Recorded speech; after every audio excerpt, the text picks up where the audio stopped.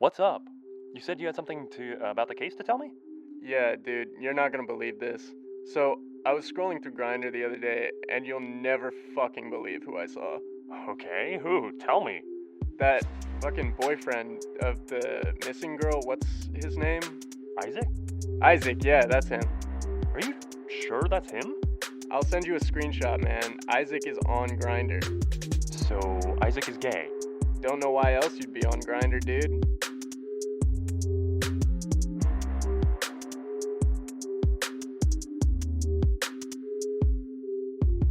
Welcome to Dead of the Night, an investigative podcast looking into the disappearance of Devin Riesling, a 23-year-old nursing student who disappeared on February 9th, 2019.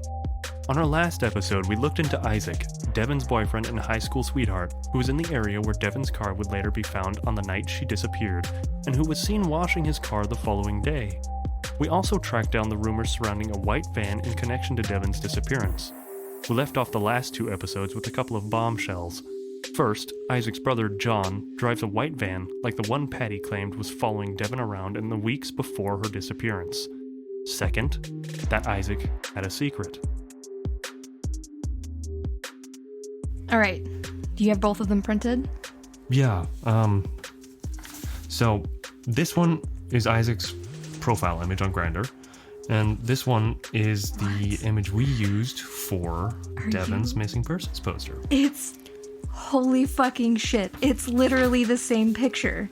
Yeah, if you overlay them, you can actually see where they overlap, and it Oh my god. basically what Isaac did is he cropped out his missing girlfriend and then used that image on his Grindr profile, which is really, really messed up.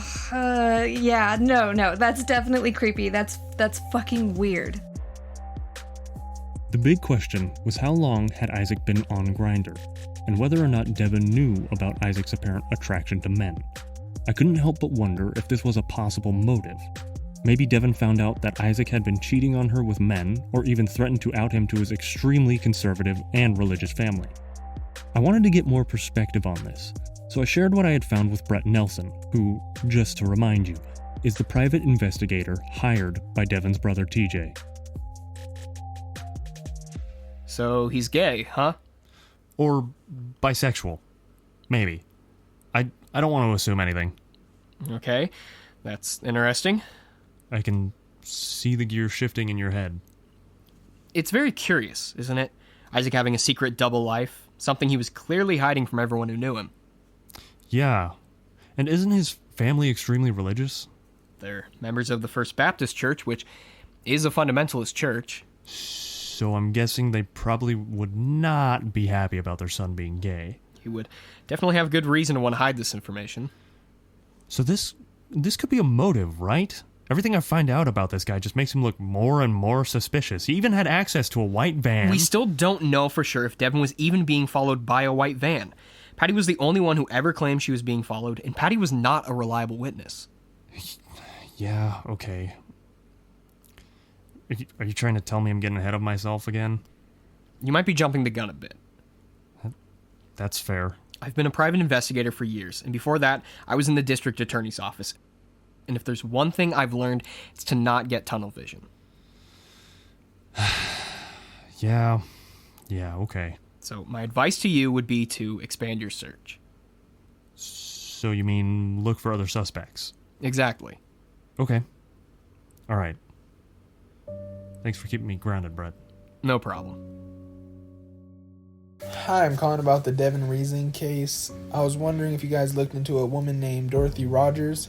Her and her husband Mike were involved in a disappearance in Emmett back in the 70s, and there's said to be evidence that they killed and dismembered this woman and fed her body to pigs.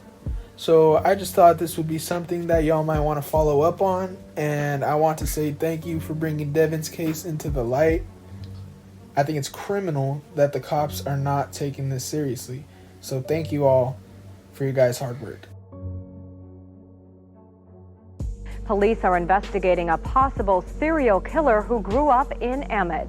Dorothy and Mike were involved in satanic activity. I know that Dorothy and Mike killed my mother. Authorities say Marie back then would disappear for many days at a time, so it took a while for them to realize that it was a homicide. We warn you, what you're about to hear may be disturbing.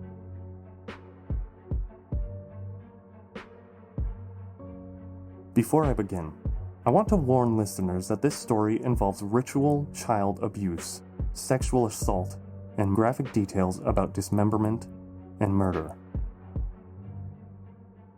I also want to thank Thin Air Podcast, who provided much of the research for this case.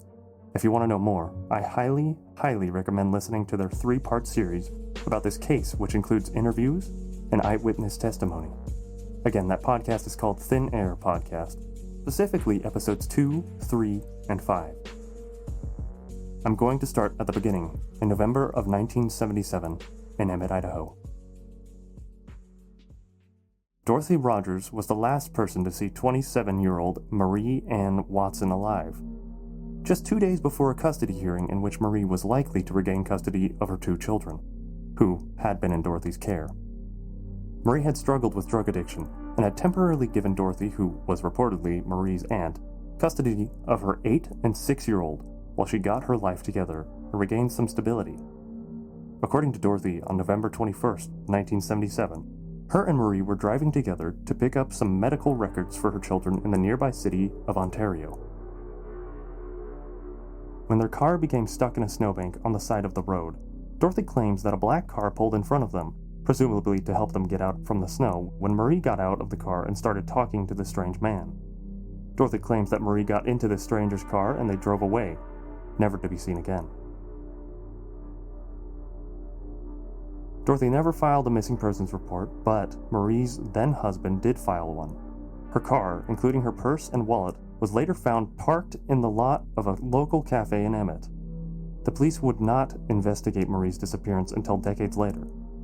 To this day, the Gem County Police Department refused to release the case file, but a source at the Idaho State Police claims that it's only a single page long and not particularly helpful anyway. Many theorize that Marie's disappearance was not investigated because of her reputation as a drug user and a prostitute. But considering their treatment of Devin Riesling's disappearance, it's hard not to think that failing to investigate missing persons cases is simply the modus operandi of the Gem County Police. Regardless of the reason, the police's failure to act was a huge oversight, especially with the rampant rumors and reports of ritualistic child abuse that had surrounded the Rogers family for nearly a decade. Over the years, the Rogers family had reportedly taken in up to 17 children into their home. Children that were runaways, homeless, or unwanted children, which Dorothy called her street kids. At the time of Marie's disappearance, there were 7 kids living in the home, including Marie's son and daughter, but Mike and Dorothy were never officially registered as foster parents. The oldest of these children was 17-year-old Raymond Rogers. Raymond's foster siblings included Kevin, age 15, Rocky, age 13, John, who was Marie's son, age 8, Kathleen, age 13, Michelle, age 9, and Sandy, Marie's daughter, age 6. Several of these foster siblings have since passed away. Others want nothing to do with this investigation. But Marie's daughter, Sandy, is still advocating for her mother's case to get solved. And a lot of what we know about this case comes from her eyewitness testimony, much of which you can hear in the Thin Air podcast episodes. Sandy and her foster siblings suffered from extreme abuse from the hands of Dorothy and Mike, abuse that police turned a blind eye towards for years. One report tells of one of the foster boys being chained to a box for days on end, until he was able to escape by jumping out a second-story window. But law enforcement took the boy back to the Rogers house and failed to file a report, call CPS, or do anything at all. Many of the children were burned, badly beaten, chained to furniture, had feces smeared on their faces, or buckets of blood poured over them. 1 year after Marie's disappearance, Mike Rogers raped his 14-year-old foster daughter Kathleen, who became pregnant. In a jealous rage, Dorothy kicked Kathleen in the stomach until she miscarried. Mike would later serve 3 years in prison for this rape, which he managed to plead down into a single charge of incest, despite the fact that Kathleen wasn't actually related to Mike. This 3-year sentence from Kathleen's rape would be the only time Mike would serve in prison for the abuse he subjected the vulnerable children in his care to.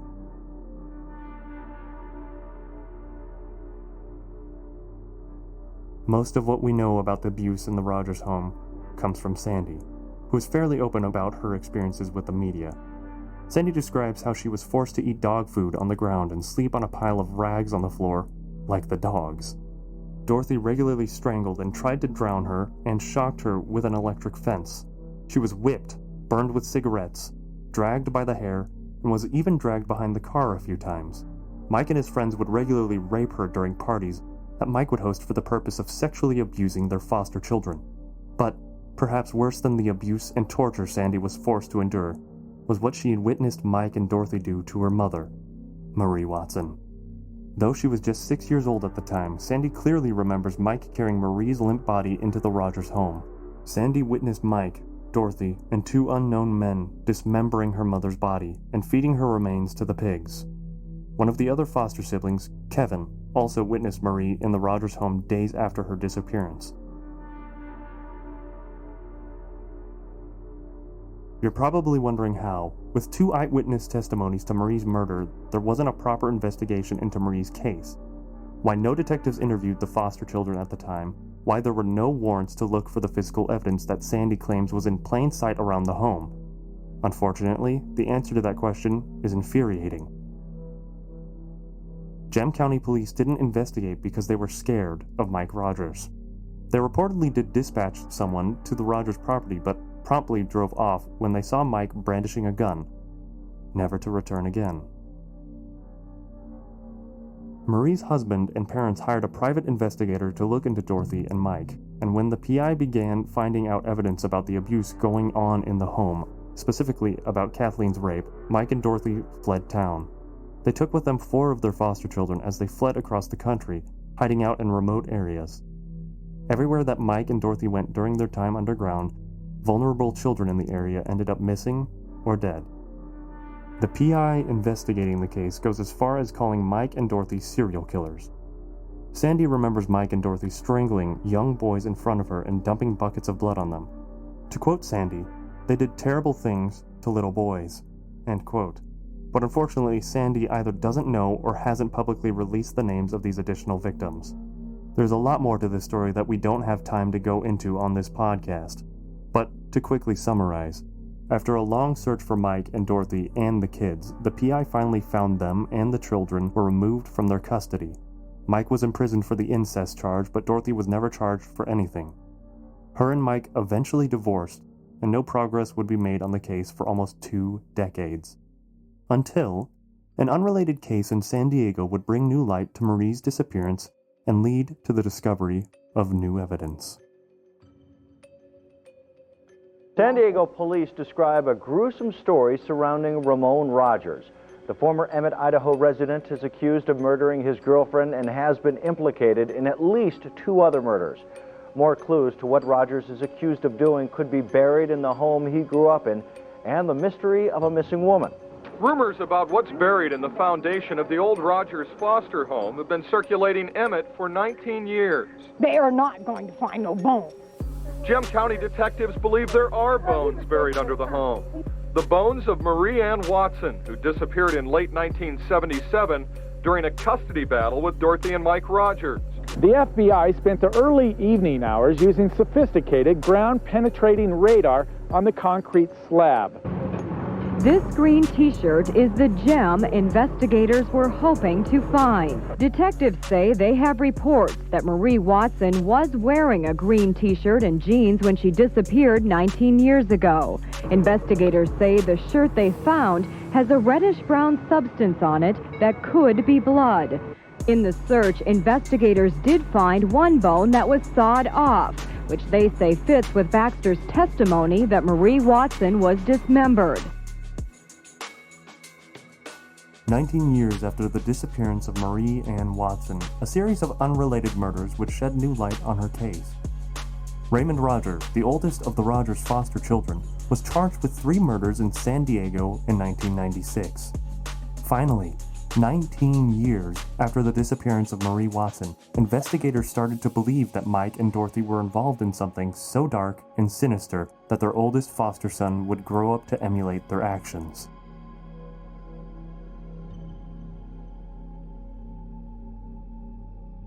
In 1996, investigators obtained a search warrant for the Rogers property, which was now legally owned by Raymond Roger, and was where Dorothy Rogers was still living. Ground-penetrating radar revealed abnormalities underneath the foundations of the home, which had been poured around the same time as Marie's disappearance. Detectives recovered several shocking things. First, a green t-shirt stained with a red-brown substance that looked like blood, the same t-shirt that witnesses say Marie was wearing the day she went missing. Second, detectives found bones. A lot of them. So many bones that Sandy claims the investigator stopped looking after the third garbage bag. Most of the bones were in fragments, and it became clear that if any of the bones were human, they were mixed with animal bones. At least one of the fragments, which investigators believed was a human shin bone, appeared to be sawed off, which matched Sandy's description of her mother's body being dismembered with saws. In this case, the sheer amount of bones that were found on the Rogers property actually became a deterrent to investigators. Separating the human from animal bones would be an expensive and time-consuming process that would need to be overseen by expert anthropologists. In the end, only a few fragments were chosen to be tested, and all the tests came back as inconclusive, meaning they were not able to collect DNA from the samples or even verify if the bones were indeed human. A distinction that was particularly important because the Rogers were known to butcher animals on their property frequently, and even had an open pit used to butcher animals inside their kitchen. Since the 1996 discovery and testing of these bones, no further testing has been done on the findings from under the Rogers home. These bones were found almost 20 years ago, and DNA technology has considerably improved since. It's extremely possible that DNA evidence proving that the Rogers killed Marie Watson is sitting in an evidence bag at the Gem County Sheriff's Department right now as we speak. But the police refused to retest the evidence, and even refused to release the evidence for private testing, which means that Dorothy and Mike Rogers have still never been charged for the murder of Marie Watson, and never been investigated for the disappearance of dozens of homeless and runaway children that seemed to follow them wherever they went. The oldest foster son went on to murder and dismember 3 people. So it was hard to believe that Dorothy and Mike had just stopped their pattern of violence, torture, and abuse when their foster children were taken from their custody. I couldn't help but wonder if anyone else in their vicinity had gone missing or been killed in the years after Marie's disappearance. Mike Rogers died over the Christmas holiday in late 2018, 2 months before Devin went missing. But Dorothy Rogers? She was still alive. Still alive to this day. And still living in the very area where Devin disappeared on the night of February 9th, 2019. Was it possible? Did Dorothy Rogers strike again? I asked a few of Devin's friends what they thought of this theory. Oh yeah, I know all about Mike and Dorothy. I know that she and her husband had a bunch of runaway kids, and they were Satanists, and did all these crazy rituals on their kids, like pouring blood on them, and she definitely killed that woman. I heard they fucking ate her. That's what I heard. I'm not trying to accuse anybody of anything, I just wanted to explore any possibility of finding Devin, and Dorothy is still alive. I even heard she brainwashed one of those foster kids and they still live together. I decided to take this theory to Brett and see what he thought about it. I didn't even think of this angle. Really? I knew about the murder, but I thought they both kicked the bucket. No, not Dorothy. Have you checked her public records? Seen what kind of property she's holding, court records? You can still see if she has a driver's license. No, I haven't done that yet, but that's a great place to start. Start there and let me know what you find. Okay. A property search uncovered that Dorothy had actually moved a few dozen miles away from Emmett proper. However, her location was actually closer to where Devin's car had been abandoned. So, going into this search, my hopes were high. Which made it so much worse when I fell back to earth upon hearing what I found next. Dorothy had been hospitalized the entire week of February 9th. which means there is no way she could have been involved in Devon's disappearance. I was back at square one. Still, I was glad to have done so much research about Marie Watson's case. For many years, it was the only open missing persons case in Emmett. Until now. And the way the Gem County Police responded to her disappearance said a lot about the way they treat missing persons cases in Emmett and in general. NamUs, the National Missing and Unidentified Persons System, reports that 600,000 people go missing every year in the U.S. Many of these people, and especially missing children, are quickly found, in part due to the fact that all missing children's cases are reported to the FBI's National Crime Information Center. The recovery rates for missing children are pretty good. Over 99% of missing children are found alive. But missing adults are another problem entirely, mostly because it is not illegal for an adult to go missing. It's perfectly legal to walk away from your life, ghost your friends and family, run away, and never be found again. Missing adults over the age of 21 are not automatically reported to the FBI unless they are disabled, the victim of a catastrophe like a natural disaster, or if there is evidence of foul play. For so many missing adults that simply vanish into thin air, their cases never get the attention or resources of the FBI. Many are never entered into NamUs, never get their faces broadcast on the news, or even put on wanted posters at the local Walmart. Devon Riesling is one of those people. Her case is almost ungoogleable. No news station has ever talked about her disappearance. No investigators have ever been called in. Which is why this podcast is so important to me. I might have chased down another dead-end lead, but I wasn't going to give up anytime soon. Especially when there was so much more to learn.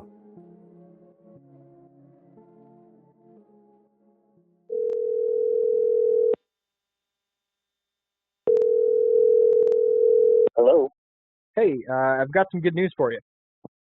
Oh, great. Is it the cell phone data from Devon's phone? You better get over here and see for yourself. I hopped in my car and sped all the way to Brett's office in Boise, my mind racing with what we would find on Devon's cell phone. Texts, videos, photos, Google search histories. I was dying to know. Brett and I spent the next few hours poring over the 7.4 gigabytes of information the digital forensics lab scrubbed from Devon's cell phone. All her calls, texts, photos, GPS location history was here, neatly organized in a folder on Brett's desktop, titled Devon's iPhone.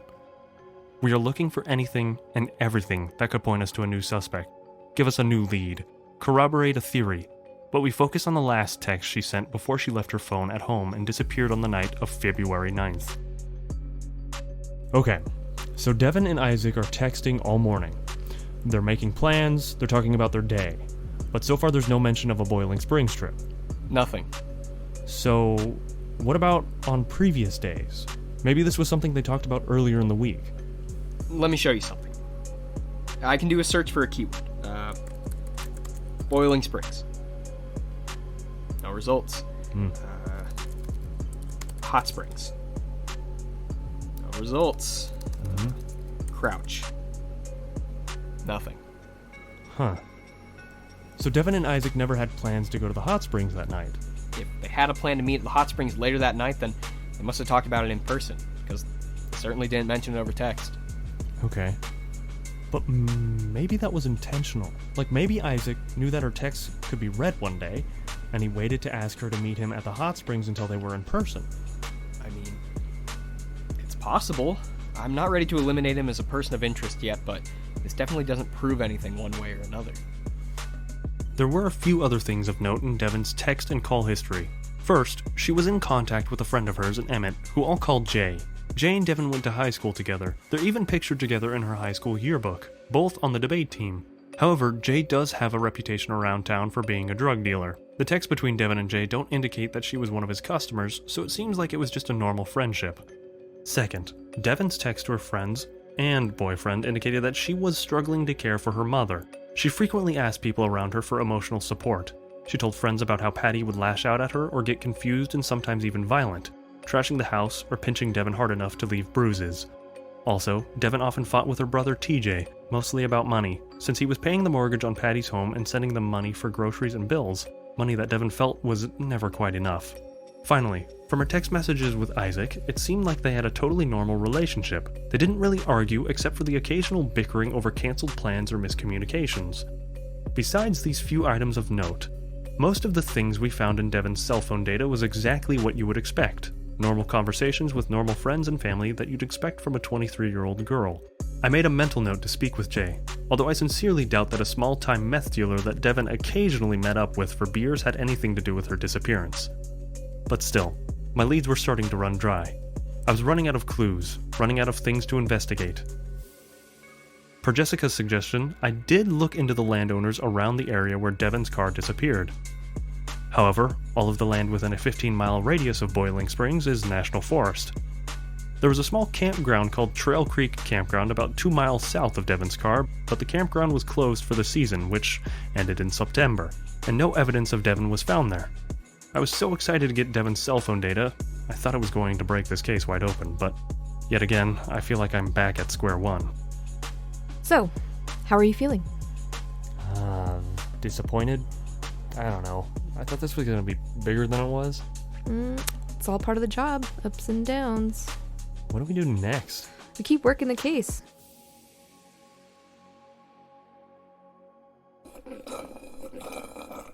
I'm going to need another Dr. Pepper. Here he comes.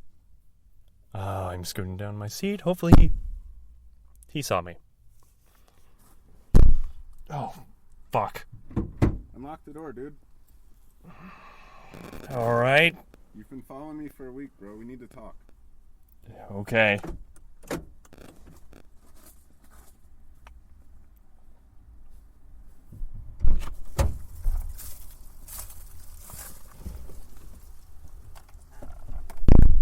How many of these did you drink? That's like a week's worth of Dr. Pepper. Is it okay if I record this? Yeah, I definitely want this on record. You outed me to my whole family, dude. I did? You broadcasted the fact that I was on Grindr to the whole fucking world on your podcast. So, I didn't think your family would listen to it. I didn't even consider it. It's Emmett. The last interesting thing that happened here is the fact that Aaron Paul was born here. He didn't even live here. He was just born here. And people still talk about it every single day. So yeah, everyone in the town knows about your fucking podcast. Okay. I didn't even think about that. I'm sorry and that this has impacted your life and your relationship with your family. But I still feel like it needed to be said. I mean, it's relevant to this case that nobody else is looking into. Nobody else is trying to find Devon. Did you ever think maybe Devon doesn't want to be found? No, not really. I mean, if she wanted to leave her life behind, she could have left a note or something. You just don't get it, do you? Get what? Tell me, Isaac, please. I'm begging for answers here. What do you want to know? Were you in the Boiling Springs area the night that Devon went missing? Yes. Were you meeting Devon there? Did something happen? Or was it an accident, or... I wasn't meeting Devon, okay? I had no idea she was in the mountains that night. For all I know, she was still home with Patty. So what were you doing there? I was meeting somebody. Not Devon. No, dude, I told you. I wasn't meeting Devon. I was meeting a guy, okay? A guy? I met this guy on Grindr, okay? He lives on a ranch in Garden Valley. His wife was out of town, and I came over that night after I dropped Devon off, and I spent the night. So you never saw Devon again the night after you dropped her off? No. You guys both had to drive the same route up the mountains. Did you see her car anywhere on the way? I didn't see her car anywhere. Did Devon know you were going to meet somebody after you dropped her off? I don't know. I didn't tell her, but I think she could just tell. She kind of caught me checking out a guy a few months earlier. She wanted me to figure out who I was. So you're saying you guys had an open relationship? I mean, it wasn't explicit, we never talked about it, but it was implied. She wasn't jealous, she was never the jealous type. I loved her for that. So you never wanted to hurt Devon? Never. Were you washing your car the morning after she disappeared? What does that have anything to do with it? Because someone saw you washing your car out, like vacuuming the inside and deep cleaning the seats. It seemed a little suspicious. Yeah, I washed my car that day. I didn't even know Devon was missing yet. So why were you washing your car? It was for my boss. Your boss? I had just landed this accounting internship, okay? The partner at my firm, his car was in the shop, and me being the intern, it was my job to chauffeur him around. I was just trying to make a good impression, so I cleaned the shit out of my car. Okay. You don't believe me? I mean... Look. Okay. Car's in the shop. I need you to pick me up tomorrow. See? Can you show me the date and time that your boss sent you that? Okay. Okay, 7:39 p.m. on February 9th. I told you. Okay. But what about the search party? Why didn't you cooperate with the investigation? I mean, what kind of person doesn't go to the search party for their own girlfriend? Believe me, I know. It looks bad. I had already turned over my cell phone records before Devon's car was found. For all I know, those records would make me look less suspicious, you know? I thought they would prove I left Devon's house and spent the entire night 2 hours away. But when her car was found... When her car was found in the exact same area that I was, I freaked out. I knew how bad it made me look. Yeah, really, really bad. One of the guys at my firm is a lawyer, and I asked him what I should do. He just told me to shut up, stop answering questions, and hire an attorney. I don't have any money for an attorney, but I followed the rest of his advice. Yeah, you stopped answering questions. Yeah. But why not come to the search party?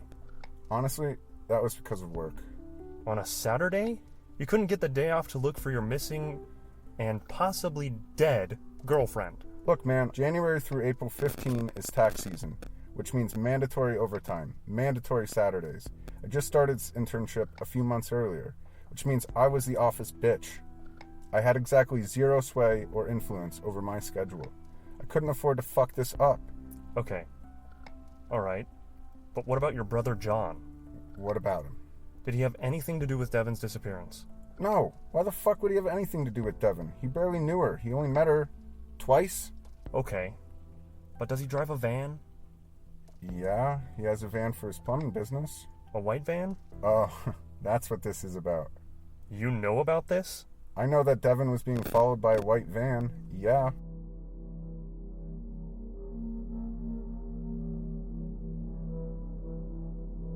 I thought you guys knew all about that. It was practically the only thing Patty could talk about.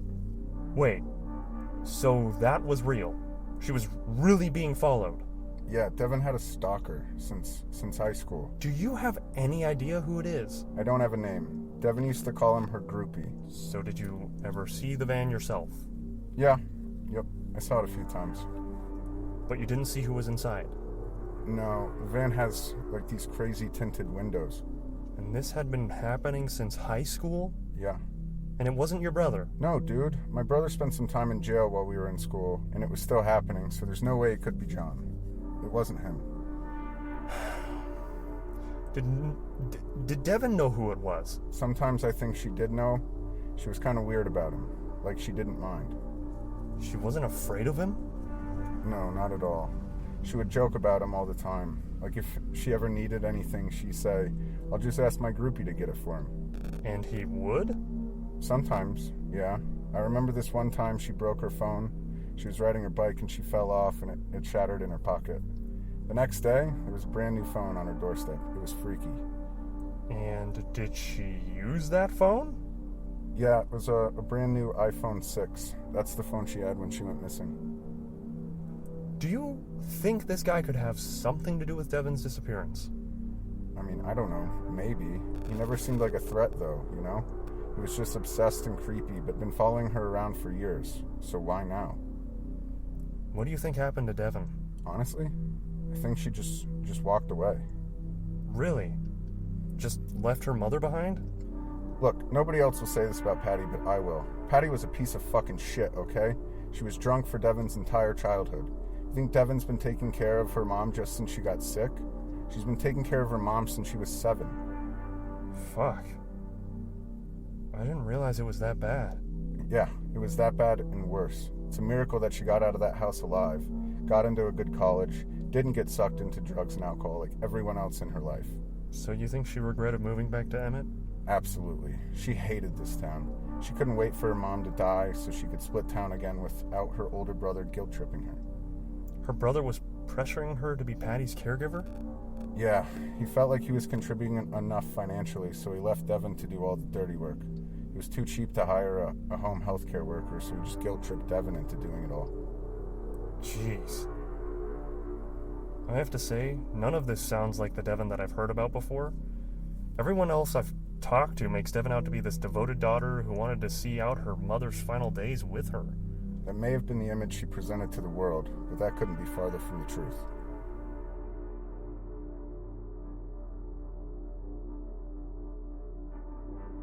My conversation with Isaac went on for another 20 minutes, mostly with him reaming into me for outing him to his religious family, who didn't take it well and told him to start looking for somewhere else to live. And, honestly, I deserved it. I was starting to question my role in this case. Despite Brett's warnings, maybe I jumped to conclusions too quickly. I didn't stop to consider how this podcast might impact the lives of the people around Devon. Still, if I hadn't found out that Isaac was on Grindr, he may have never decided to talk to me, and we never would have found out that Devon did have a stalker. By the way, Isaac sent me proof that he did indeed meet with a guy from Grindr in Garden Valley the night of February 9th, and after reaching out to him, he was able to confirm that Isaac spent the night, but practically begged me not to release his name on the podcast, which I won't. I've already caused enough damage. With Isaac in the clear, this case may have just lost our number one suspect, but we finally got a new lead to follow, a stalker that had been tracking Devon for years. Hi, Kenny. Hi, Jessica. This is Paula from Nashville. I just wanted to let y'all know that I'm loving the podcast so far, and I think the case is really compelling. Now, the other reason for my call is that after replaying episode 1, I noticed that the 911 caller, the caller who called in to report Devon's car abandoned, this sounds like the same caller who called to complain in episode 2. I could be wrong, but I just thought it might be something y'all might want to check out. Thanks so much. Yes, I'd like to report a vehicle. No, it's just a vehicle. I think it's been abandoned. Yes, Forest Service Road 698. Forest Service Road 698. You guys are wasting your fucking time. I mean, what a joke. You're not even real investigators. Just some douchebag with a voice recorder. If she wants to go missing, I say let her. Because I've got some news for you. She obviously doesn't want to be found. So just leave her alone. Forest Service Road 698.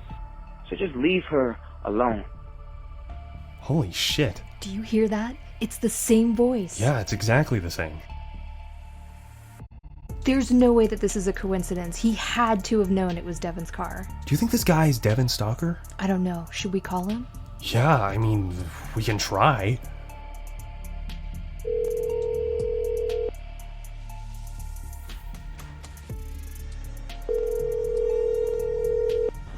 Hey, this is Garrett.